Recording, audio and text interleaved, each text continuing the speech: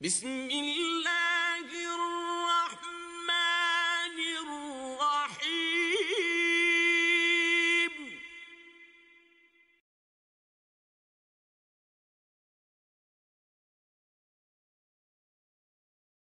Assalamu alaikum wa rahmatullah. En este vídeo voy a hablar de dos temas. En primer lugar, lo que se denomina pilares de la creencia, arkanul iman, y luego lo que se denomina arkanul islam, los pilares de la sumisión a Dios. Es decir, en un caso se habla de lo que la persona acepta o de sus convicciones, y en otro caso de la actuación de la persona, ¿no? En primer lugar, el concepto de iman, que traduzco como creencia o convicción. La palabra imán deriva de la raíz amn, que quiere decir seguridad, es decir, aquellas creencias de las cuales tú tienes certeza. El imán en el Islam no es solo lo que tú crees, sino lo que se traduce en palabras y en acciones. Dios en el Corán constantemente está ligando tus convicciones a tus palabras y tus acciones. Entonces, cuando a veces hablas con personas y le dices, hermano, ¿por qué llevas este pantalón tan corto que te marca todo? Lo cual en el Islam es inaceptable. ¿O por qué has montado una tienda y estás vendiendo tanto alcohol? Esa persona te dirá, pero es que la fe está en mi corazón. En el Islam eso es totalmente inválido. Islam en sí significa sumisión a Dios. Cuando alguien te dice, yo soy creyente pero no practicante, esa frase dentro del Islam no tiene ningún sentido. Si tú dices, soy musulmán pero no practicante, la traducción de esta frase sería, me someto a Dios pero no soy practicante. Es decir, me someto a Dios, pero no me someto a Dios. No tiene sentido. En el Islam, por definición, la creencia o la convicción es lo que se traduce en acciones. Dios utiliza mucho la expresión en el Corán, alladhina amanu wa amilus salihat, alladhina amanu wa amilus salihat. Es decir, las personas que han aceptado, que han llegado a creer y actúan de forma recta. Las dos cosas van juntas, ¿sí? Que es la convicción. El profeta Muhammad lo definió de la siguiente forma, an tu'minu billah, es decir, que creas en Dios, como ya hemos mencionado en otros vídeos, es decir, que reconozcas al Creador como el único que merece culto o adoración, es decir, Dios, el único Dios. An tu'minu billah, que creas en Dios, wa malaikati, y en sus ángeles. Los ángeles en el Islam, porque soy consciente de que muchas de las personas que vean esto, automáticamente les vendrá a la mente la imagen de la Capilla Sixtina, bebés con alas. No, el Islam no tiene nada que ver con eso. Simplemente significa que hay seres creados por Dios, por supuesto, incorpóreos, es decir, que están fuera de nuestra percepción sensorial, y estos seres tienen funciones de ejecutar las órdenes que Dios les da, básicamente. Simplemente un ángel en Islam es eso, ¿vale? Entonces, por ejemplo, el ángel que trae la revelación, que hace descender el Corán, eso es un ángel. Wa malaikati wa kutubi.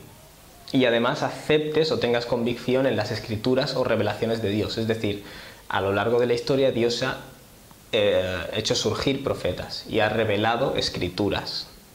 Es decir, enseñanzas que los profetas han transmitido. Wa rusuli, y sus mensajeros.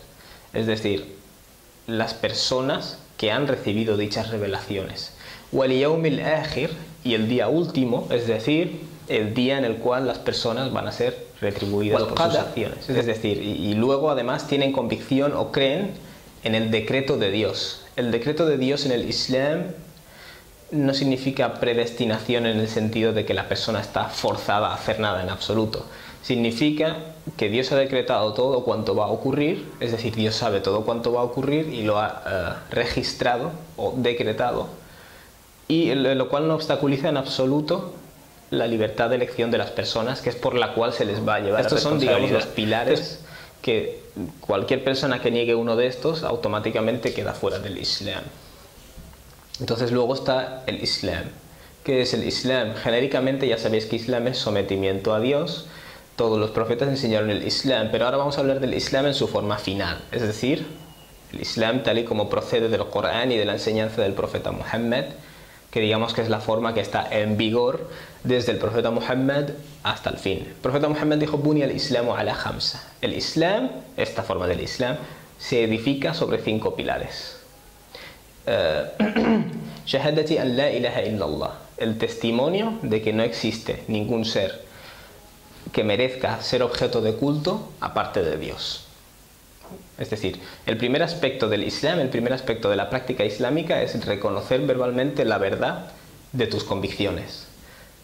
Dar testimonio o reconocer la verdad de que no existe objeto de culto a excepción de Dios, wa anna Muhammadan Rasulullah, y que Muhammad es el mensajero de Dios, es decir, el último mensajero de Dios, o el mensajero de Dios por excelencia, el último, el enviado a toda la humanidad. Wa iqamus salah, y el establecimiento de la oración. La oración que hacemos los musulmanes 5 veces al día. La palabra salah es la palabra que se utiliza en la lengua árabe para definir a la oración. Dice, inna salata tanha anil inna salata tanha anil fahsha'i wal munkar. La oración lo que hace es mantenerte alejado de la indecencia y de las cosas malas en general. La oración es ese GPS que te va guiando a lo largo del día, o la conexión con Dios. Wa ita'iz zakah. Presuntamente los musulmanes, el dinero que acumulan a lo largo de un año, separan una pequeña porción de ese dinero si cumplen con un mínimo, por supuesto.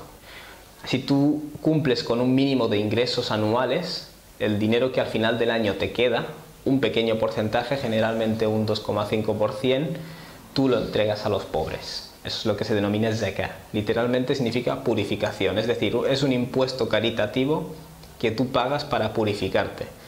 Lo que eso significa es, la expresión purificarse en el Islam siempre se utiliza en el sentido de crecimiento personal. Lo que tú estás haciendo a través de ese pago, de esa caridad, es librarte a ti mismo de la... ¿Cómo se dice esto? Librarte a ti mismo de la tacañería, ¿no? Reconocer que hay una parte de la riqueza que existe en este mundo que por derecho pertenece a las personas que no tienen, por derecho pertenece a los pobres. Y luego, por supuesto, aparte de esto, tú puedes dar las caridades que quieras, pero esto es un mínimo obligatorio para las personas que son económicamente capaces. Wal Hajj, y la peregrinación a Mecca, es decir, a la mezquita que hay en Meca, que ya habréis visto en muchas imágenes, se llama el Masjid al-Haram, es el lugar de adoración a Dios más sagrado que existe, que digamos que es el centro del Islam.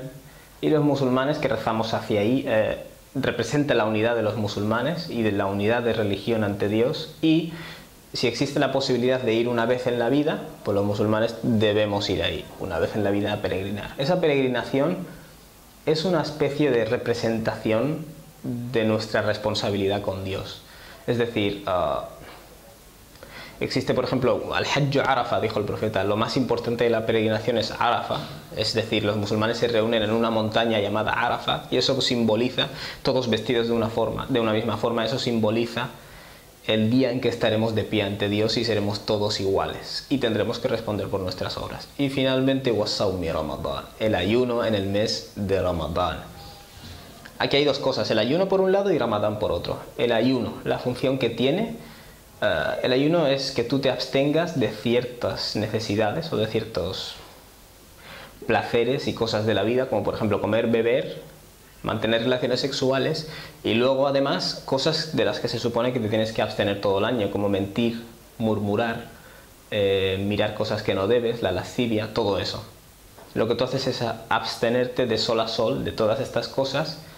En el Islam no consideramos, por cierto, que la represión sea algo bueno, pero tampoco consideramos que la sumisión a los deseos sea algo bueno. Entonces lo que tú haces mientras ayunas es aprender a someter tus instintos animales al criterio de la razón, que se basa en el contexto islámico en tener a Dios presente y los límites que Él ha puesto. Entonces el ayuno en el mes de Ramadán, ¿por qué Ramadán?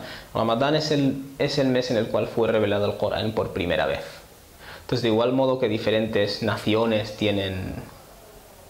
Dios dice, Shahru Ramadán alladhi unzila fihi al-Qur'an hudan lin-nas. El mes de Ramadán es en el cual fue revelado el Corán por vez primera como guía para la humanidad. De igual modo que diferentes naciones tienen un día en el que celebran su nacimiento, Ramadán es lo mismo, pero en relación a la humanidad. Es el día en el cual Dios reveló su guía definitiva a toda la humanidad. Entonces eso es lo que representa el mes de Ramadán. Básicamente estos son los 5 pilares de la creencia y los 5 pilares del Islam. Wassalamu alaikum.